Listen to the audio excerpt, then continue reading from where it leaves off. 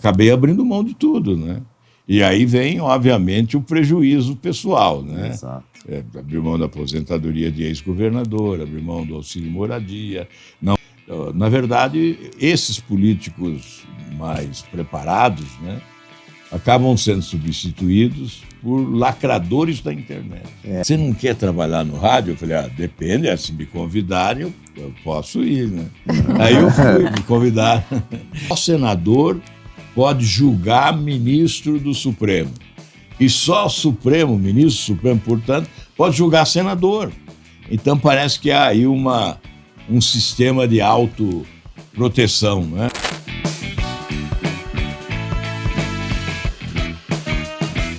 Tem 55 anos de vida pública e hoje temos o prazer de receber aqui o excelentíssimo Álvaro Dias. Verdade, muito prazer, Dani Artigas.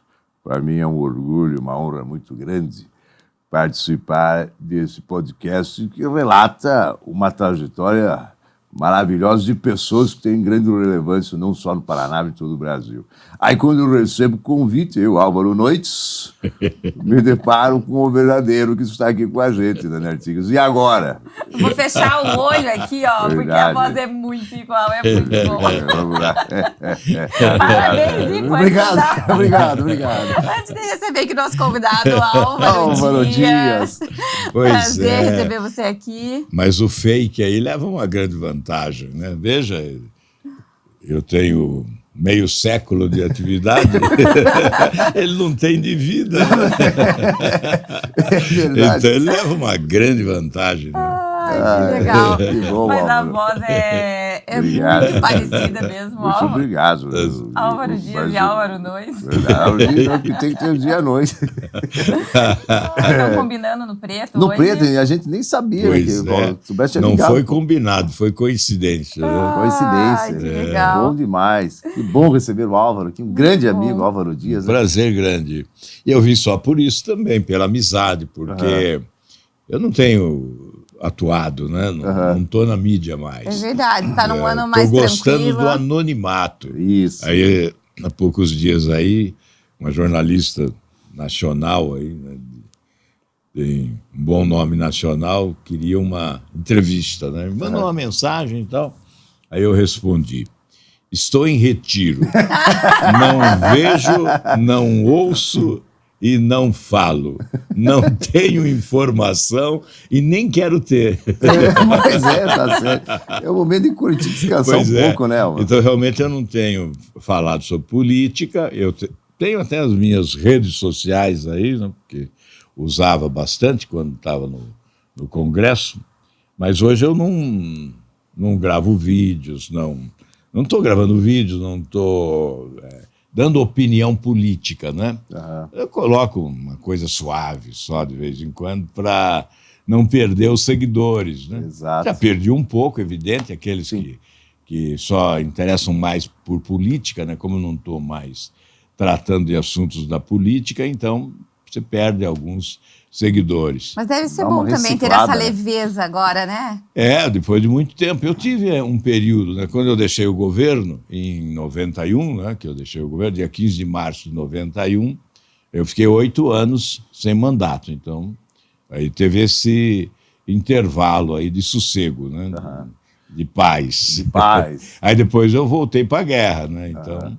Coisa boa. E é uma guerra mesmo, né, a atividade especialmente para quem adota uma postura de intransigência, né, de irreverência também, né, de contestação, de revelação da indignação das pessoas. Isso tudo custa muito caro, isso traz um ônus, não é? Acarreta muito peso sobre os ombros, porque a vida fica exposta e fiscalizada e investigada, na verdade. Né? Exatamente. Fazem uma verdadeira varredura na sua vida. Porque, é claro, se você está criticando, se você está denunciando, né, você está exposto. As pessoas tentam te colocar também no mesmo quadrado, né? Ou seja, ou no mesmo lamaçal, né, para dizer a palavra correta, não é? Então ficam procurando ver se encontram alguma coisa errada, né, para denunciar. E se não encontram, aí mas até um fio de cabelo... A vida fica tensa, né? Fica, A família sofre bastante. Então... Isso que eu ia perguntar, isso para você foi um preço muito caro, né? Porque é o próprio sossego da família, né? Não tem como, né? Não é fácil.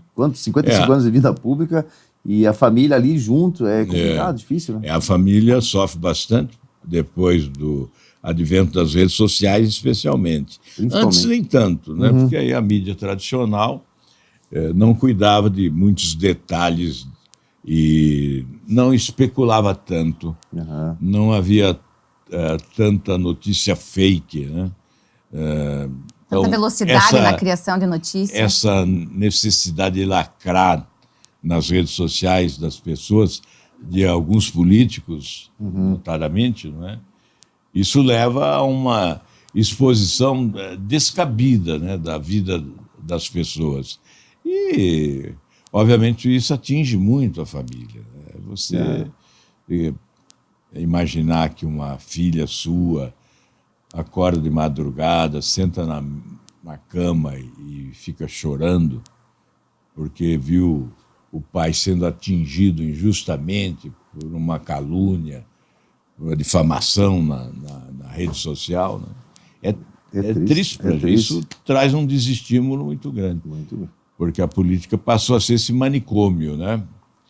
Parece que é um enfrentamento de loucos, de doidos, né? De doidos. Parece que para você ter notoriedade, para você ter algum destaque, você tem que se tornar um maluco, né? Um cara extravagante, um sujeito, um ponto fora da curva. Aí um cara vai lá, bota uma peruca loura para ir para a tribuna e se chama de Nicole, aí o outro inventa outra história e o outro dá um murro na mesa e fica valente na frente das câmeras. Tudo isso... Aí quando desliga as câmeras, volta ao normal, né? Daí volta aquele anjinho, né? É um verdadeiro circo mesmo. Virou um circo. Isso, infelizmente. Eu estou distante agora, só acompanhando de fora, né? Então, eu imagino o drama das pessoas mais conscientes, né, que lá estão, os mais preparados, inclusive, né, que possuem algum talento para a atividade política. Esses devem ficar constrangidos, né, e devem até se afastar um pouco. Sim. Para não se expor ao ridículo, né, como ocorre numa CPI, por exemplo, que vai lá o sujeito, né, na expectativa de visibilidade na mídia e faz horrores. E, obviamente, quem tem bom senso, equilíbrio, maturidade, né, não gosta desse espetáculo. Não. O que mesmo, assim, com tanta exposição, com tantos desafios, igual você está mencionando, a gente vê grandes empresários, pessoas já bem resolvidas, assim, o que você vê essas pessoas ainda na política? O que move uma pessoa na política e, às vezes, você abre muito a mão da vida pessoal, se expõe demais, igual você está falando, né? O que ainda faz manter esses bons políticos? Eu acho que, além da vocação, que é natural que exista da parte de muitos, né? O idealismo, aquele desejo de servir. Eu mesmo, hoje, né? Tem muita gente que diz, você tem que voltar. E eu fico vivendo um conflito interior, porque é confortável estar fora, é melhor estar fora, a vida é mais suave, né? Aliás, esses dias me contaram que o Zé Richa, né? O pai do Beto, ele, depois que deixou a política, ele disse assim, eu era infeliz e não sabia. Eu era infeliz e não sabia, boa. Quer dizer, então, hoje eu vivo esse conflito das pessoas que querem que eu volte, né? Olha, em primeiro lugar, a família merece consideração. A família daria qualquer coisa para que eu não volte para a política. Daria qualquer coisa. Faria qualquer sacrifício para que eu não volte. Tá? Esse é um ponto. Aí vem o conflito interior, né?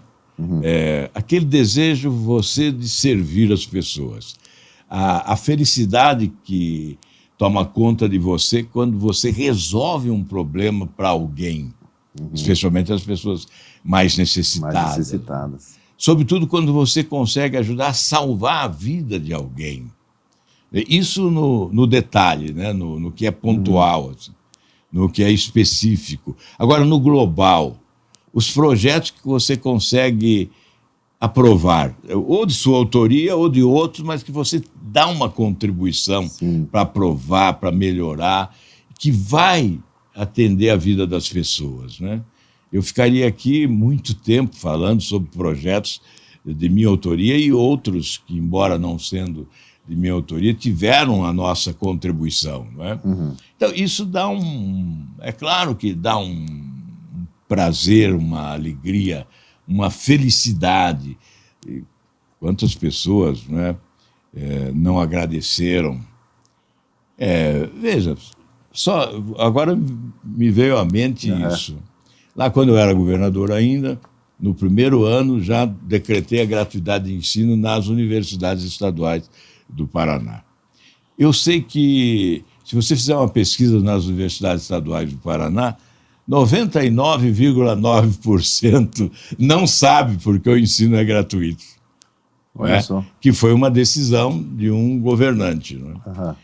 Mas alguns pais, não é, muito emocionados, eles vêm agradecer, dizendo, olha, se não fosse você, o meu filho não seria doutor. Não é? Olha só. Então, essa emoção que essas pessoas vivem no dia da formatura, quando o filho recebe o diploma, é uma emoção que transfere também para a gente. Não é? Então, isso é gratificante. Estou dizendo isso e há pouco eu falei de salvar vidas, ajudar a salvar vidas. Quantas vezes, mesmo em final de semana, né, pessoas me ligavam, né, o celular é para isso, né?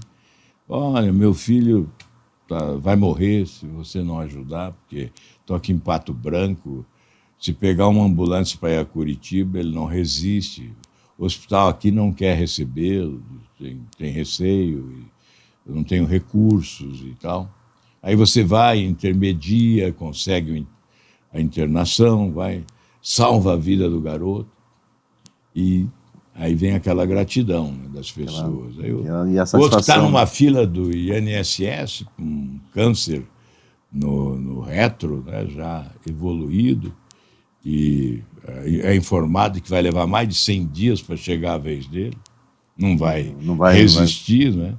Aí procura, você vai, resolve, interna lá na UOPECAM em Umuarama, onde você tem colocado recursos, né, da tal emenda parlamentar, né, que a gente usa para isso, e aí você salva a vida da... Aí vai a família inteira para o santuário lá em Bandeirantes para agradecer e aquilo que considera um verdadeiro milagre, né? Sim. E aí colocam você também nas orações, né? Exato. Então, tudo isso é gratificante, obviamente, né?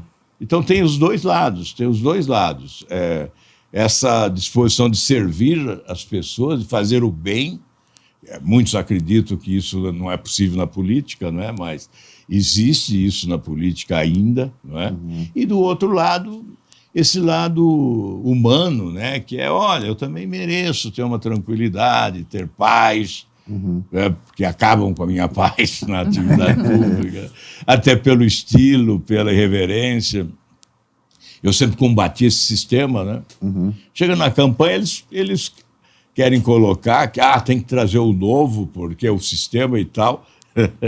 Só que eles não consideram que o novo é aquele que recicla, aquele que repensa, aquele que evolui, não é? Aquele que reforma as suas próprias ideias em razão do dinamismo, né, da realidade social.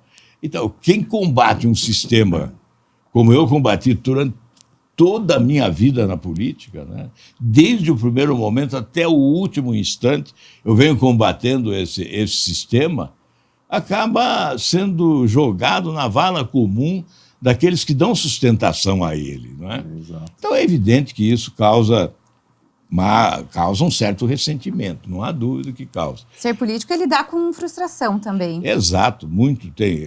A política, eu não diria que é só no Brasil não, mas especialmente aqui, nós estamos vivendo um tempo de inversão de valores, né? Tem gente que não deveria nem chegar à Câmara de Vereadores e chega ao Senado da República. É uma inversão de valores assim, descomunal, né? Descomunal. Isso que eu queria saber. Isso é frustrante, porque até às vezes, quando eu estava lá no Senado, as pessoas me perguntavam assim, por que você não é presidente do Senado? Eu dizia assim, porque eu não tenho nenhum inquérito contra mim. Não tem nenhum indiciamento. Você não seria, né? Você chegar lá aqui, você tem que ter uns 18 processos contra você, que é o que vale aqui dentro. É o que vale aqui. Então, mas isso não é considerado no momento do voto atualmente. Já foi. Mas hoje isso não é mais considerado. Sim. Não é? Tanto é que um sujeito sai da prisão e chega à presidência da República. Exato. Então, o outro faz rachadinha e chega à presidência da República. Então, é isso que nós estamos vivendo no Brasil, né? Então, isso é desconfortável. Agora, você perguntou por que, né, que ainda vão para a política. Eu acho até que deveriam ir mais para a política os bons, né? Mas, além da vocação e do idealismo, que certamente é a motivação para alguns irem para a política, não é? Há aqueles que imaginam que, bom, tem a vaidade também, né? Esse desejo de ser poderoso, de ter poder. Isso motiva as pessoas, né? E outros acham que dá para ficar rico também na política. Eu digo, ficar rico na política só se roubar, né? Porque a política não é para enriquecer ninguém. Não deve ser para enriquecer ninguém, não é? Então, ou você já é rico e mantém o seu patrimônio, né? Mas enriquecer na política é contraditório. Por político honesto é mais fácil perder dinheiro na política do que perde dinheiro. Até porque todo mundo sabe o salário que ganha. Então, e às vezes da conta não fecha, né? Do jeito que a pessoa vive. E na verdade, quem abre mão dos privilégios na política acaba quase que pagando para ser, porque a despesa é maior do que o salário. Sim. Então, existem algumas compensações, mas como essas compensações extrapolaram os limites do bom senso, não é? Nós somos obrigados, para ter boa imagem, ou pelo menos para justificar o voto que recebe, foi o meu caso, acabei abrindo mão de tudo, né? E aí vem, obviamente, o prejuízo pessoal, né? Exato. Abrir mão da aposentadoria de ex-governador, abrir mão do auxílio moradia, não moro em apartamento funcional do governo, não uso a verba indenizatória. Então, e as pessoas esquecem isso, né? Isso tudo não vale na eleição, sabe? Isso é impressionante. Há cobrança para que isso se faça, mas na hora do voto isso é esquecido. Por exemplo, o tal orçamento secreto, né, que eu combati tanto. As pessoas que acompanharam devem se lembrar de uma caminhada que nós fizemos do Senado, do Congresso até o Palácio do Planalto para levar um ofício ao presidente para ele acabar com o orçamento secreto, né? Foram uns 15 parlamentares, mais ou menos. Isso não acabou. E o que acontece? O povo fica indignado com o tal orçamento secreto. Daí, um ano 20 bilhões, outro ano 30 bilhões, né? Dinheiro que é jogado pela janela da irresponsabilidade. Não há prestação de contas, não há transparência, né, na utilização desse dinheiro. Então, alguns parlamentares se valem dele. Aí chega a eleição e esses são beneficiados, porque eles trouxeram dinheiro, eles ganharam o apoio do prefeito, e há os desonestos que guardam parte do dinheiro para gastar durante a campanha eleitoral. Mas isso as pessoas não conseguem identificar, não conseguem distinguir, separar uns dos outros, né? Então, há algumas ações que procuram caçar mandatos, exatamente porque alguns são apanhados com a boca na botija, não é? Aham. Mas outros não. É a minoria, né? Outros passam ilesos, né? Passam ilesos e continuam. Agora, eu tenho que agradecer muito, viu? Porque, apesar dessa minha postura de combate ao sistema, eu sobrevivi durante todo esse tempo, né? São 46 anos de mandato eletivo, 8 anos que eu fiquei fora. Então, são 46 anos de mandato eletivo. Aqueles 8 anos depois que eu deixei o governo, que foi o interstício, né? E nesses 46 anos, eu superei muitos obstáculos graças ao apoio do povo do Paraná. Como é que eu posso sobreviver num sistema promíscuo como esse que nós vivemos no Brasil durante tanto tempo? Não fosse o apoio da população, certamente eu não Você não sempre teria foi sobrevivido. admirado, né, por esse combate à corrupção, sempre foi uma postura muito firme sua. Como que você vê esse teu papel, né, enquanto político, essa tua trajetória política? Mudou um pouco. Você vê, em 2014, quando eu fui candidato ao Senado aqui, isso foi considerado, quer dizer, o combate à corrupção foi considerado. Eu fiz a minha campanha basicamente com a prioridade absoluta do combate à corrupção. Eu fiz quase 80% dos votos do Paraná, que é a maior votação proporcional da história do Senado. Isso a revista Veja publicou uma matéria a respeito. Isso em 2014. Em 2018 isso já não teve importância. Quer dizer, a política é feita de ciclos. Né? Exatamente. A população vai mudando as suas prioridades. Talvez em 2018 a população tenha isso já em 2018 e agora se repetiu, né? Essa última se repetiu. 2018 foi a eleição de presidente da República, em que eu fui candidato, e a diferença que eu fiz 4.200.000 votos no Paraná para senador em 2014, e eu não fiz isso no Brasil para presidente da República em 2018. Então veja a mudança. Mas você não acha que foi pela polarização dos dois ali? Exatamente. Porque aí eles não estavam mais olhando o Álvaro como um bom candidato, que a gente sabe, sempre a gente teve junto e nós não escondo ninguém que o Álvaro, para mim, é meu grande amigo e eu tenho um carinho, uma consideração absurda. E sempre votei nele. Mas a gente percebia, tipo, mas se eu votar no Álvaro, de repente eu vou estar dando a oportunidade do fulano ganhar. Então, eu vou votar no fulano para não deixar o outro ganhar. E esse era o voto que ia para você. Esse foi a desgraça do país. A desgraça do país é essa. Porque no início, inclusive, eu tinha no Paraná mais de 50% dos votos aqui. Terminei com 5%. Porque aí veio a enxurrada. E, na verdade, se estabeleceu essa polarização. Ela prevaleceu também nesta última eleição, não é? Isso vai retirando da política os melhores quadros. Exato. Os melhores quadros vão sendo relegados a um plano secundário, vão sendo colocados para fora. Alguns insistem, tentam voltar e outros já desistem, né?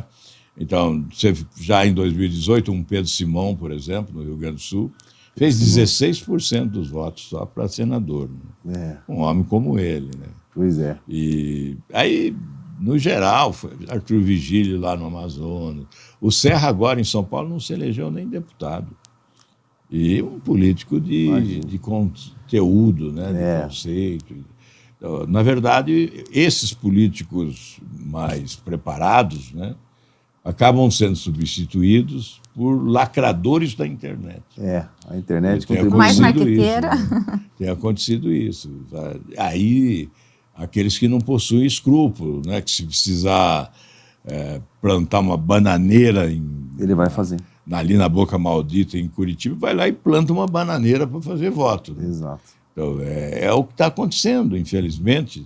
Então, essa mudança, sempre a gente alimenta a esperança de que isso possa mudar, né? Mas não mudou em 4 anos. Eu gostei Então, muito de uma frase tua, que você falou que você tem muita vontade de falar, mas você tem uma vontade maior ainda de ter paz. Não, é boa, tanta né? reflexão, e com certeza o Álvaro está numa fase de vida de muita reflexão, e eu acho que vem de encontro a essa frase que resume muito do que você já viveu, muito do que você sabe, mas também essa vontade de ter paz e viver bem é maior. E aí que entra o livro? O livro, na verdade, eu não queria o livro, né? Não. E o René Dotti, o falecido, saudoso René Dotti, grande jurista, grande professor, né? Ele insistiu para que eu autorizasse essa biografia, né? Então, eu dizia para ele, René, não, as pessoas hoje não gostam mais de ler e tal, ainda mais sobre política. Não, você tem que registrar. Eu tenho que contar a história, né? Fica para a história. Aí eu resolvi atender à sugestão dele e o José Antônio Pedreali, né, que é um jornalista de nome, já lá em Londrina, ele foi do Estadão, principalmente, do jornal Estado de São Paulo, foi representante do Estadão no Chile, na época da ditadura aqui no Brasil, né? E ele acompanhou a minha trajetória política desde que eu cheguei em Londrina, né, para estudar. Cheguei para a família de Maringá, fui para Londrina, na universidade, e aí ele acompanhou tudo, desde o começo. Então, ele escreveu esse livro ano passado. Ano passado não tive muito tempo de conversar com ele, né? Então, conversamos algumas vezes, mas eu estava em Brasília e estava em campanha, né, no ano passado. Mas ele tinha um grande arquivo de imprensa para usar, né? E ouviu pessoas e fez essa narrativa aí. É claro que muita coisa escapa, falta muita coisa aí no livro, né? Até o Darcy Machado, que acho que você conhece, ele era mestre de cerimônia aqui quando eu era governador, também apresentava os comícios, né? Então ele me acompanhou muito. E a gente estava lá em Londrina, depois do lançamento do livro, no Hotel Bourbon, conversando, e ele começou a contar umas histórias. Aí o Pedreali falou, poxa, mas por que você não me falou isso? Eu ia colocar no livro. Ele falou, não, eu guardei isso para a segunda edição. Para a próxima edição. A segunda edição. É que é muita história tua atrelada com a história do nosso país. E é o que ele procurou fazer, né? Até eu sugeri até isso, né? Para não ficar só com foco na minha atuação, avançar um pouco para a história do país, né? E entender em que contexto você também teve algumas atitudes. Exato. Então ele procurou, por exemplo, fala lá da bomba do Rio Centro. A juventude nem sabe, né? Quem não leu não sabe o que aconteceu. A bomba do Rio Centro. Então ele relata o episódio da bomba do Rio Centro e aí coloca o que eu estava fazendo no momento em relação ao assunto, né? Qual foi a minha atuação? Aí a morte do Vladimir Herzog, o jornalista, na prisão lá em São Paulo. Aí, mesma coisa. Então, e ele faz depois, numa linha do tempo, né, que vem desde o meu nascimento até a atualidade, os principais fatos, né, do Brasil, os fatos históricos aí do país, né? Então eu acho interessante, porque não fica só a história dos meus mandatos, né? Aliás, isso até é pouco, não dá para fazer uma narrativa do que se fez, né, das obras realizadas, dos projetos, senão isso fica muito chato, né? Fica cansativo. E ele procurou também dar uma certa leveza aí, contando algumas histórias mais folclóricas, né, de viagem de avião, de helicóptero, essas curiosidades. As curiosidades de uma campanha. Então, isso para não ficar muito chata a leitura. Né? E tem o Álvaro, o jogador de futebol ali, relata ali no livro, não, o Álvaro, o jogador de futebol, foi um grande jogador de futebol. Pois é uma das consequências disso, né, é uma frustração minha hoje, porque Eu tenho um joelho aqui comprometido por causa do tempo de jogar futebol, né? Então hoje eu não posso brincar mais, né? Com bola e tal, e aí isso me frustra bastante, né? Que coisa, né? O pessoal não sabe, mas jogava muito bem. Que legal, um craque, né? Um craque. E também teve uma experiência com um rádio muito forte, narração de novela, o que era? Eu fiz, foi o período em que eu fui para a Universidade de Londrina, né? E eu estava como presidente do centro acadêmico e uma radialista chamada Ivone Hashimoto, né, da Rádio Paiquerê de Londrina, ela foi me entrevistar, né, na universidade, e aí ela falou, você tem voz boa para rádio. E tem mesmo, né? Uma voz marcante, né? Você não quer trabalhar no rádio? Eu falei, depende, se me convidarem, eu posso ir, né? Aí eu fui, me convidaram, eu comecei na Rádio Paiquerê, depois aí fui para Atalaia, né? Até foi muito curioso, porque um empresário de Apucarana comprou a Rádio Paiquerê e demitiu todo mundo, né? Aí eu cheguei na Rádio Atalaia, o gerente chamava Osíris Mourão. Eu falei, olha, eu vim aqui pedir emprego. Ele falou, mas por que você está pedindo emprego? Você está desempregado? Eu falei, eu fui demitido ontem. Aí ele falou assim, pela sua sinceridade, você está contratado. Olha aí. Vale a pena ser sincero e correto. Eu cheguei lá para dizer, porque eu sou bom nisso, eu sou bom... Não, eu fui demitido.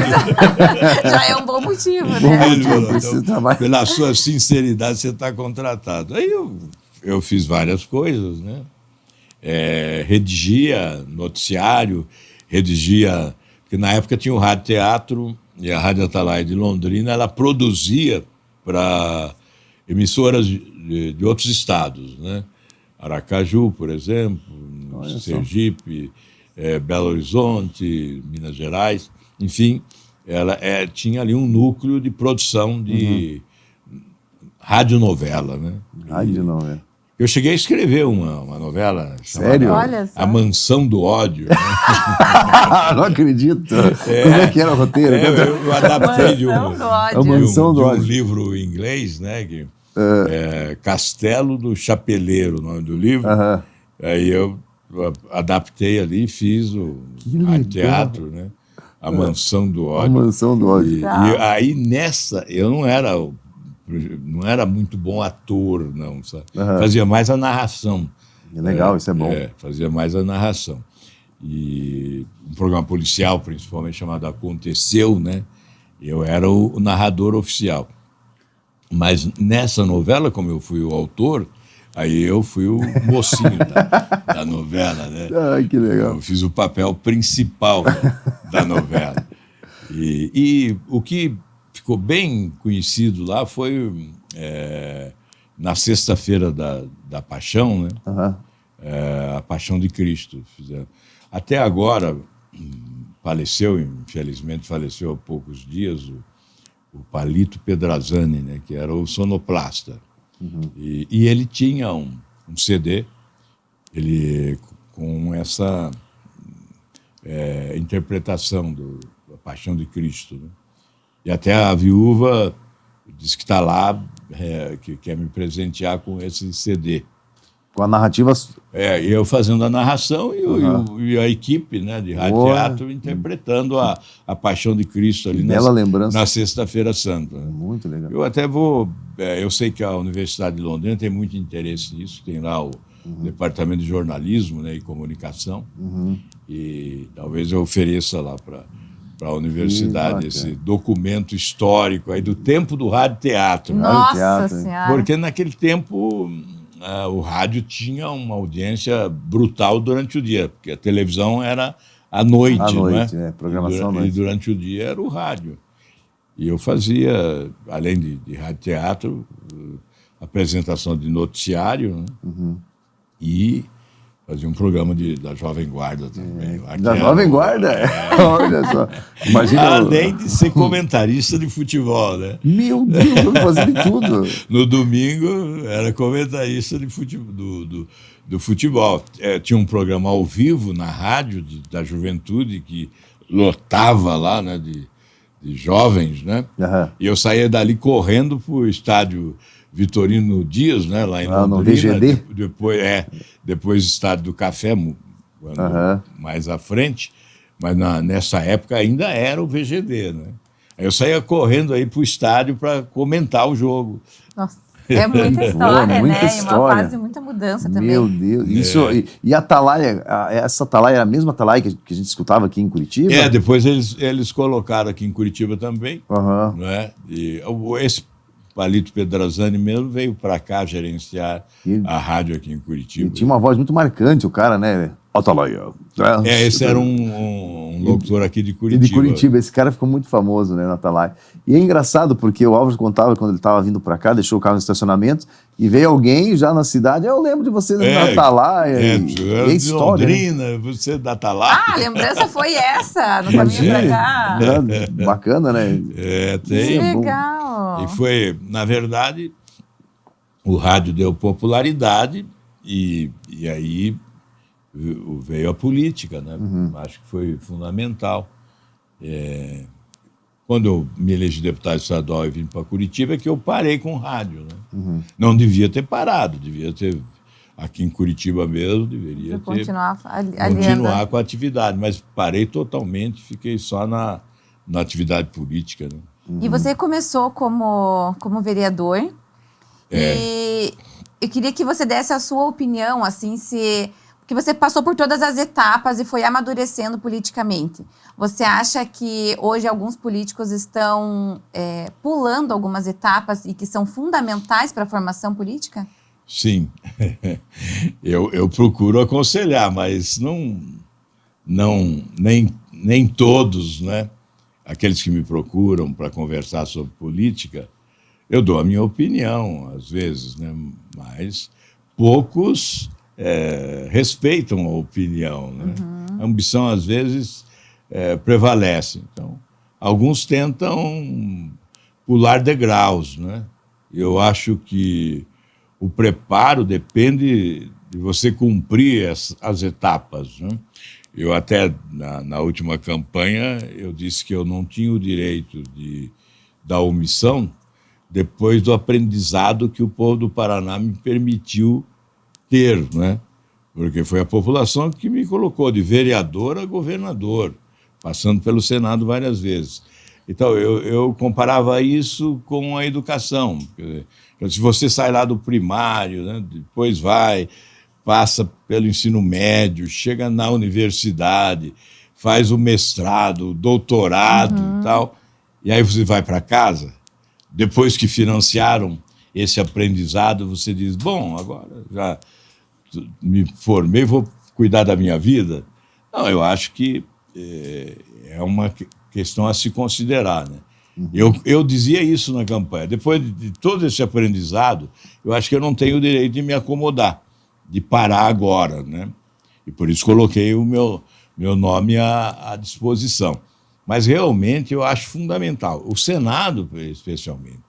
Eu achava engraçado na campanha alguns candidatos ao Senado dizendo certas coisas, né? Aí eu dizia assim, olha, eu não sei para onde eles estão indo, porque para o Senado não é. O que eles estão dizendo não é lá que se faz. Com essa conversa. Não é lá. Então, estão desinformando a população sobre o papel do Senado, né? Então, o Senado é uma casa da maturidade. Aí o cara, tem que botar gente nova. Não é lugar para gente nova o Senado. O Senado é a casa da maturidade, da experiência. Aliás, a própria palavra que vem do grego, né? Senatus é um conselho de idosos e sábios. Olha só. E portanto, é totalmente o oposto do que alguns pregam durante uma campanha eleitoral. A renovação na política, ela tem que vir de baixo para cima, né? Gradativamente. Não de cima para baixo. E, obviamente, você tem que mudar lá no Senado, sim. Mudar o lado podre, né? Quando você encontra podridão, você tira, você limpa, não é? Exato. Agora, quando você encontra alguém que cumpre os compromissos, alguém que respeita, sobretudo, a população, você tem que valorizar, porque não são muitos, né? São poucos. São poucos. Fazer experiência substituindo aquele que comprovadamente assumiu uma postura ética e tal, de respeito e de eficiência, oferecendo resultados por alguém que é uma novidade, mas você não sabe o que vai acontecer, porque não começou antes, não é? Teria que ter começado antes, né? Teria que ter cumprido algumas etapas para chegar até lá. É a mesma com o governo do Estado, né? Ou a presidência da República. É irresponsabilidade, no meu entendimento, você imaginar que alguém que nunca teve uma experiência de gestão possa ser um governador ou um presidente da República. Obviamente pode ser, mas nós vamos desperdiçar oportunidades. Oportunidades de avanço, né, de progresso, porque estamos escolhendo mal. E isso tem acontecido. Se você estivesse na sabatina com o Flávio Dino, né, com essa indicação ao STF, o que você perguntaria? Não, eu nem perguntaria, porque realmente ele é um sujeito preparado, que foi juiz e tal. Ele vai dar um show na sabatina, pode esperar. O que eu diria é o seguinte: o modelo está errado. Nós temos que substituir a indicação política, não é, que há hoje, pela meritocracia. Existe outro modelo, né? O modelo seria de respeito ao talento, ao preparo, à probidade. Isso se faria exatamente por intermédio do voto, de eleição. Nós teríamos a OAB participando, indicando um advogado, por intermédio do voto, a magistratura, indicando um magistrado, por intermédio do voto, e o Ministério Público também, indicando por intermédio do voto. Então, teríamos uma lista tríplice que iria ao presidente da República e ele escolheria o Senado, aí faria a sabatina e votaria. Então, aí é mérito, não é indicação política, né? Porque a indicação política dá direito à suposição de que está havendo lá, em razão do apadrinhamento, uma retribuição ao prêmio recebido. Sim. Não é? Quer dizer, eu fui indicado ministro pelo presidente da República e eu tenho que retribuir, eu tenho que fazer esse favor a ele. Quer dizer, essa suspeição vai prevalecer sempre. Sim, Não é? Troca de favores. É a forma de você tornar o Supremo isento, não é? Longe dessa suposição do favorecimento político, é realmente a indicação pelo mérito. E isso se faz dessa forma. E com um mandato estabelecido, 8, 10, 12 anos. Eu fui lá relator de mais de um ministro, também de ministro do STJ. Então, a gente sabe como é a sabatina. A gente sabe. O que vale mesmo é democratizar o processo, estabelecer uma norma fixando a duração do mandato. O cara não pode ficar lá 40 anos no Supremo Tribunal Federal, né? Então, isso resolveria. E uma outra questão, quer dizer, aí o Supremo seria respeitado pela população. Hoje ele não é respeitado. Não. Hoje a população joga pedra no Supremo, né? Muitas vezes injustamente, algumas vezes até com razão. E sempre se E questiona outras também a vezes conduta, injustamente. né? É exatamente por isso. Porque fica essa suspeição de que há um interesse político naquela decisão de determinado ministro. A outra questão que está aí também pendente, né, é a do foro privilegiado. Está lá o projeto de minha autoria, que foi aprovado no Senado, né, está na Câmara há anos, né, desde 2017, esperando votação na Câmara, e há uma resistência. Por quê? O que nós estamos dizendo é que todos os políticos são absolvidos no Supremo, né? Não tem ninguém preso mais, né? Da classe política, isso chega no Supremo e há essa absolvição. O que fica é a imagem de que há um conluio entre o Senado e o Supremo, porque só senador pode julgar ministro do Supremo. E só o Supremo, ministro do Supremo, portanto, pode julgar senador. Então parece que há aí um sistema de autoproteção, né? E isso fica mal, né? É claro que isso desgasta. Está lá o projeto, é só aprovar. A hora que acabar com isso, né? Essa suspeição também é sepultada. Basta fazer isso. E até lembrei contando histórias do pessoal do Senado e amigos da política. Esses dias até pedi para o Álvaro mandar um parabéns para o meu sogro, que mora em Goiânia, e ele mostrou para o Cajuru. E o Cajuru ficou com ciúme, porque ele tem uma tatuagem. Como você vê essa tatuagem do Cajuru, ficou com ciúme. Ele falou, o Álvaro mandou para mim aqui, ele ficou com ciúme, o Cajuru. Quando eu vi esse vídeo, acho que foi no começo do ano, a tatuagem, né? E assim, imagina alguém te mostrando que tem uma tatuagem assim, com o teu rosto nas costas. Pois Assim, Você sabe que... Sinceramente, vai ter uma reação assim, tipo, o que você fez? Como que você vê, Álvaro? Olha, é muita admiração. Eu confesso que eu me emocionei muitas vezes já com manifestações assim de consideração das pessoas, né, de admiração, pessoas que admiram. E isso, é claro, que é uma injeção de ânimo para a atividade da gente, né? Agora, eu nunca imaginei que isso pudesse ocorrer. Algo tão permanente. Foi na minha despedida do Senado, ele aparteou e disse que ia fazer isso. Eu pensei que era uma brincadeira, Sim. né? Uhum. Mas ele fez mesmo, né? Olha só. Na verdade, o Cajuru, antes de ser da política, antes de ser senador, ele era um cronista esportivo, ele polêmico. já demonstrava uma admiração. Houve uma época, depois que eu presidi aquela CPI do futebol, em que ele defendia que eu deveria ser presidente da CBF, para moralizar. Olha, é uma boa ideia. Para moralizar a CBF.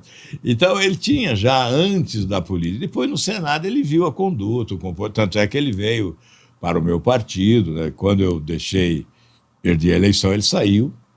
Mas, enquanto eu estive lá, ele disse, se você voltar, eu volto. Teve coragem de fazer, nem a mulher às vezes é coragem de fazer, né? Olha. Dizer, que admiração. Ele realmente... Nem no Flamengo você faria, eu não acho. Não faz né, o Flamengo, nem no Flamengo, ele tá falando do Álvaro. Vou fazer a minha do Álvaro também. Que legal. Coragem. Mas é uma figura, é uma pessoa autêntica, né? E tem um coração enorme, o Cajuru, mas é um sujeito irreverente, contundente na crítica, então tem muitos processos contra ele por ele criticar duramente, né? Inclusive, o próprio Gilmar Mendes ele criticou muito. Então ele é uma figura, assim, polêmica. Né? Corajoso demais, corajoso. Ele vai para a tribuna, ele diz o que pensa e não quer saber das consequências, né? Então, eu tenho também uma admiração por ele nesse aspecto, né? Eu acho que a coragem é fundamental para o político, né? Eu digo sempre que a coragem é a principal virtude, porque sem ela as demais falecem, né? Então, sem coragem não adianta você ter preparo, você ter... Exato. Não é? Então, argumentos, nada. Acho que é fundamental. A gratidão e a coragem, eu coloco aí no mesmo nível de importância. Que legal. Vamos aproveitar para... A gente ia falar desde o início, a conversa foi envolvendo, e foi ficando um assunto tão gostoso, né? Mas vamos agradecer aos nossos patrocinadores que tornam essa conversa gostosa possível, né? Exatamente. Eu estou hoje de Ícaro Joias, com uma Riviera maravilhosa. Coleção Riviera. Quando a Anice soube que era o Álvaro Dias, ela falou, não, merece uma joia. Olha aí. Não, e pedras naturais, assim, ó, tá... fantástica. Que lindo. Parabéns a você ouro, e a Ícaro. Assim, um acabamento impecável, que é tradicional já da da Ícaro, que marca momentos, né? Vamos agradecer também a Demicon Campo Largo. A Demicon realizando sonhos, né? Realizando sonhos, uma referência em consórcio, em serviços para imóveis, veículos, assim, o que precisar, a Demicon é uma parceira e proporciona mesmo a realização de sonhos de forma planejada, não é? Exato, se você quiser lançar a política, também já pode fazer um consórcio, de repente se lança a política, vai preparando para a campanha. Exatamente. E realizar sonhos, exatamente. Mundo dos Fogões, também grande parceiro aí do nosso podcast. Ele entende Eu acho tudo. que o Álvaro tinha que passar lá no shopping, que é o Mundo dos Fogões, conversar tem de tudo, Álvaro. com aquela Pensa. figura que é o Anderson. O Anderson. Nunca vi. Quantos mil itens tem? Mais de 20 mil itens. 20 mil itens em uma loja. Não sei se você gosta de cozinhar, Álvaro. É da cozinha? Não. Gosto só de comer. Só de comer. Parte boa também. Comer bem, né? Mundo dos Fogões. Agradecer a Mundo dos Fogões e também Lojas Pup. Lojas Pup. Sabe que eu reparei, a hora que o Álvaro chegou, a camisa Lacoste, essa tem no Pup, sabia? Essa tem. É uma das marcas exclusivas do Pup, é a Lacoste. Exatamente. Ali no Pup qualidade, tem, né? preço Prego bom, tem Lacoste. Variedade. Essa roupa linda que eu tô. Também. Não, Essa calça da individual, peguei lá, individual. Não, o que precisar também, muito bem servida, assim, já é uma loja tradicional, de credibilidade na cidade, né, de confiança. Final do ano aí chegando, compras de Natal, aquelas compras para casa também, que sempre tá faltando um item ou outro aí, né, na Lojas Pup tem tudo, com certeza. Com certeza. E eu queria... vamos fazer uma brincadeira assim, né, Zico? Podemos fazer. Fique à vontade. Eu não sei o que vem. Nem eu sei. Vamos improvisar aqui alguma coisa, né? Vamos lá. Queria que você falasse, enquanto Álvaro Noites, né? Quem é o Álvaro Noites? O Álvaro Noites é uma pessoa sonhadora, né? Que quer o melhor para o país, que quer melhor para a sua cidade, para o seu município. Eu sempre digo que a política séria ela começa em casa, depois ela passa para o município, aí para o estado, daí você tem uma política séria no país. Então não podemos pular etapas. Esse é o Álvaro Noites. E aguarde, o Álvaro Noites logo estará aí nas suas noites também, você for fazer alguma coisa, vai lembrar do Álvaro Noites e quem sabe um dia na urna eletrônica eu não aperte lá 19 e confirmo. Álvaro Dias. Então me conta, quem de dia e de noite. Quem é o Álvaro Dias de dia e de noite? Pois é. Ainda dentro e fora da política. Estou tentando descobrir. Não descobri até hoje, né? Até porque eu sempre tive dificuldade de falar a meu respeito, né? Então, talvez isso tenha sido até um defeito na política, né? Porque você esperar que os outros divulguem os seus feitos, né? Acaba muitas vezes feitos ficando ignorados, porque você não os propalou, né? Mas eu tenho essa timidez, né? Em relação de... Aquela coisa do elogio em boca própria é vitupério, né? Então você fica com dificuldade. Qualquer análise que eu faça a meu respeito vai levar em conta sempre essa timidez, né? De não querer se apresentar assim.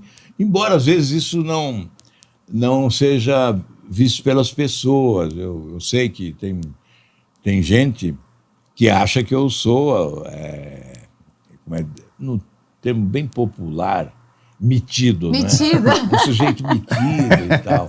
Tem gente que acha, mas é uma certa timidez mesmo, não é diferente a história, não nada.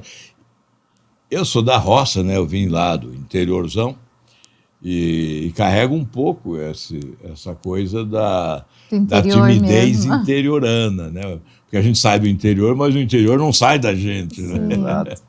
Então, não há... Às vezes é uma autodefesa, sei lá eu o que é isso, né? Que as pessoas podem interpretar diferente. Eu, inicialmente, era muito tímido, né? Depois fui perdendo, exatamente no rádio, né? Fazer programa ao vivo, aí começa a perder. Isso foi na própria universidade, quando me lançaram candidato a presidente e houve um debate, presidente do centro acadêmico, né? Houve um debate no auditório E eu era muito tímido. Mas aí o tímido também tem uma hora que o bril, né? O bril próprio, né? Faz você explodir, né? E aí você se revela. Aí as pessoas se surpreendem, né?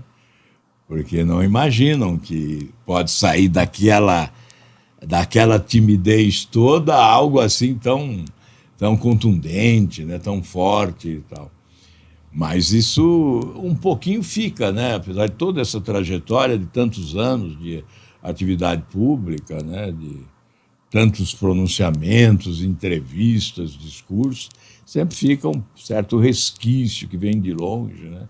Dessa timidez. Então não é, ao contrário. Não é que é metido, não. Não é metidez, não. Eu acho que, ao contrário, eu sempre puxo um pouco o freio, né?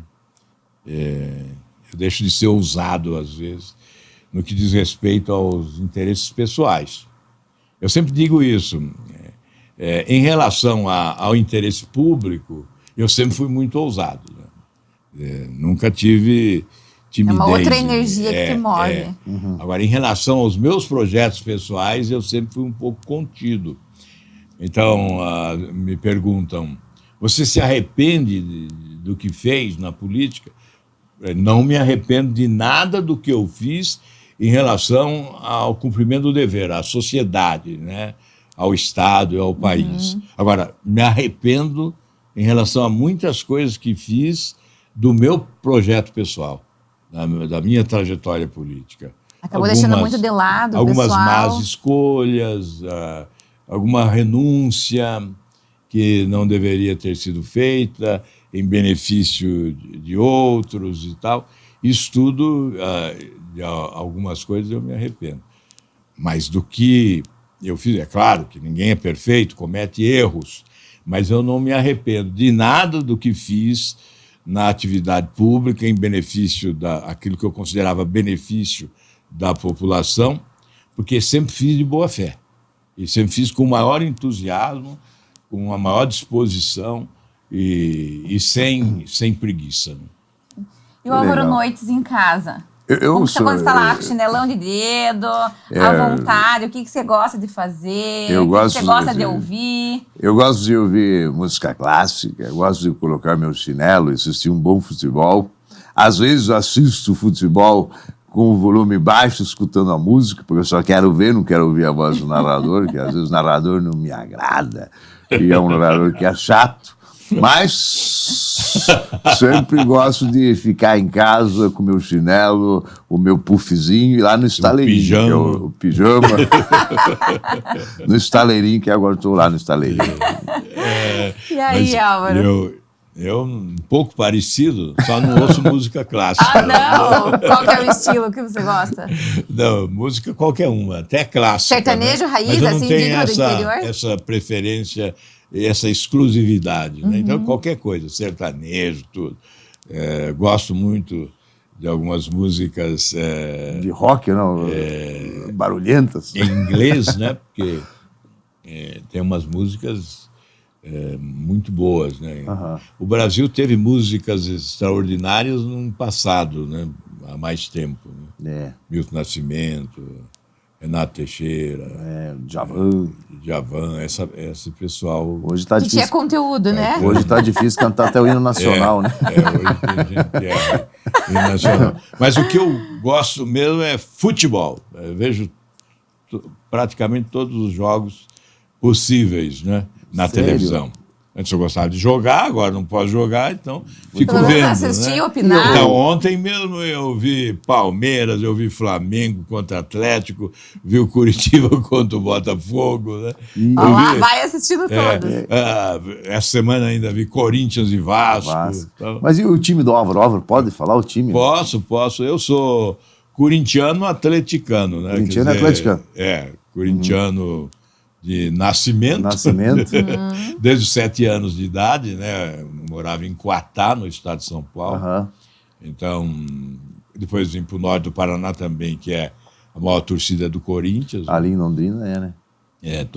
Aliás, no Paraná, né? Foi feita uma pesquisa há algum tempo, com 10 mil pessoas, né? O que é é importante, é uma amostragem difícil de você fazer, né? 10 mil.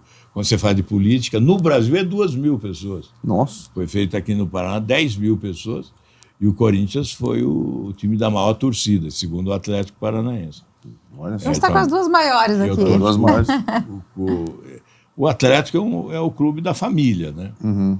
Então ali, filhos, netos, tudo atleticano. Bom, frequenta Eu estádio. vou todos os jogos do Atlético, eu vou quando estou em Curitiba, vou em todos os jogos, né? Uhum.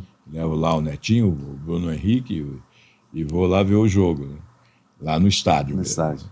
E de resto eu vejo. De vez em quando eu vou na Arena Corinthians também. Lá em Olha São aí, Paulo. né? Neoquírio. Já fui lá várias vezes. Nunca perdi lá. Sério? O pessoal acha que eu sou pé quente, que eu tenho que ir sempre. tenho- Mas esse ano eu não fui. Esse ano você foi pouco. Esse ano foi pouco. Esse ano eu não fui. Foi pouco. Qual foi o último jogo que eu fui lá? Foi contra o Atlético Mineiro, que o Corinthians ganhou. Na Copa do Brasil, né? Foi o último jogo que eu... É o ano passado. Né? E o Leque, lá tem um carinho pelo Leque, não? Tenho. Eu acompanhava muito o Leque quando teve aquele campeonato que ele chegou até as finais, né? Eu fui lá em São Januário ver o jogo do Londrina contra que o Carlos Alberto Garcia era o grande ídolo Nossa, do Carlos Londrina Alberto na Garcia. época. Grande Eu Carlos fui lá Alberto. ver o Londrina contra o Vasco. Vasco. O Londrina ganhou. Aí depois tinha a decisão em Belo Horizonte. Aí eu falei assim, eu não vou porque acho que vai perder. Olha aí. Aí não fui e perdeu. Perdeu. Viu como o Álvaro é pé quente, né? Tem que convidar. Quer ir no jogo do Flamengo comigo, Álvaro? Levar o Álvaro no jogo do Flamengo. Mas Vai que dá sorte. Ontem o Flamengo levou chumbo. Meu Deus do céu. Olha, eu falei, a única alegria que eu tenho, tomara que amanhã o Álvaro venha. Porque a única alegria que eu vou ter, porque o Flamengo não tá dando alegria. Eu brinco que o Flamengo tá sendo o maior anticoncepcional da família brasileira. Que, né, o Flamengo não tem. Quem torce Flamengo não tem vontade de fazer nada. Desanima total. E pra gente fechar, Zico, conta como que foi aí quando você começou a imitar o Álvaro e Pois que fez até o Álvaro se observar mais como que você falava, É né? verdade. Eu comecei a imitar o Álvaro há muito tempo já, mas aí a voz do Álvaro ficando mais grave assim, com o tempo. Falei, cara, acho que agora estou chegando perto da perfeição. Aí um belo dia eu estava num evento lá da Polícia Federal, acho que era a posse da Bibiana, né? Da Polícia Federal. Quando isso, mais ou menos? Eu me lembro. Esse foi o quê? Uns 5 anos? Não sei. Ela foi assumir E daí eu sempre, sempre imitava o Álvaro, e às vezes, mas não pro Álvaro, depois na Boca Maldita, nesse outro evento, o Álvaro tava lá, né? Daí eu comecei a imitar o Álvaro, ele riu muito, gostou. Aí no final ele falou assim, olha, você me imita muito bem, eu acho bacana, só que eu acho que você exagera no S. Esse S aí tá muito puxado. E aí aí o Álvaro foi dar uma olhada, né? Daí ele olhou e tal, no outro evento da Boca Maldita, aí a gente se encontrou de novo na Boca Maldita, aí ele falou assim, rapaz, sabe que aquele dia lá eu falei pra você, fui me dar uma olhada nos meus vídeos. E eu percebi que eu puxo muito S. Então me policiando. Tem gente que engole o S, né? Que é um tal presidente da República que engole o S. É verdade. E eu exagero. Exagera, tem demais. Ou engole, tu exagera. É verdade. Mas foi muito legal que ele chegou pra mim e falou, vem aqui. Falei, pô, eu acho que você tem razão, eu exagero no S. Isso é legal, porque né, você consegue pegar. Porque tem o time certo, porque o Álvaro ele vai falar. Aí, às vezes, dá uma pausa e não é por aí. Então, tem todo aquele negócio. Não é simplesmente... Não é uma retidão, existem nuances. O Greca, ele imita com uma perfeição incrível. Perfeito. Né? Inclusive cantando. Verdade, o hino de Curitiba, que alegria. Se eu soubesse que o Álvaro estava aqui, tinha chegado mais cedo. Alegria de servir Curitiba. Viva Curitiba! Pam, param, pam, pam, pam, pam, pam, pam, pam, pam. Cidade linda, amorosa, da terra de Guairacá. Viva Curitiba! Viva Curitiba! E viva Campo Largo! E viva Campo Largo! Bolsonaro também serviu também. Lula. Nossa, é muito. Sabe, cara, eu vou convidar o Álvaro, sabe? Talvez não para voltar para política, mas para nós tomar uma qualquer dia lá no estaleirinho. Se vocês forem, me convidem. Porque com certeza vai ser um bate-papo muito proveitoso. E podemos passear de motos pela região da Itapema, Balneário. Jet ski. Jet ski? Por que não? Chamar o Collor também pro jet ski? E tem lá o velho da van pertinho. O velho da van, exatamente. Olha lá, Cora! O velho é uma turma. Outro caricato, né? Aquele é sensacional, maravilhoso. Mas que bate-papo gostoso, né, Daniela Artigas? Nossa, que gostoso mesmo. Acabou sendo bem informal aí, né? Uma conversa solta. Prazer em receber você aqui. Eu tenho essa relação de amizade com o Zico já há um bom tempo, né? Que a imitação aproximou. Sim. Então, eu não posso, ele me convidou, eu falei, não posso deixar de ir lá, né? Eu vou com prazer. Obrigado. E vim com satisfação. Muito obrigado. No seu ano aí mais zen, digamos assim, mais sabático, ele trabalha por você, veja a vantagem. Pois vamos colocar ele aí em ação. O Greca, esse dia, falou pra mim assim, eu não ligo que você me imite, porque quanto mais gente me imitando, menos trabalho eu tenho na campanha. E é verdade, tô imitando o Álvaro, tá sempre lembrando. É verdade. Ele não tá na política, mas com certeza, através da imitação, tá. É verdade, tá presente aí. Presente. Isso aí. Mas obrigada, então, Álvaro, sucesso com o seu livro, na tua trajetória. Vamos acompanhar os próximos passos aí. O livro não estou comercializando o livro não, mas a gente tá... Eu fiz em Londrina beneficente, aqui em Curitiba também foi beneficente. Fazer em Cascavel e Maringá sem cobrar nada também, né? Não será beneficente, mas também não será comercializado. Quem for no lançamento do livro vai levar o livro de presente. Que legal. Né?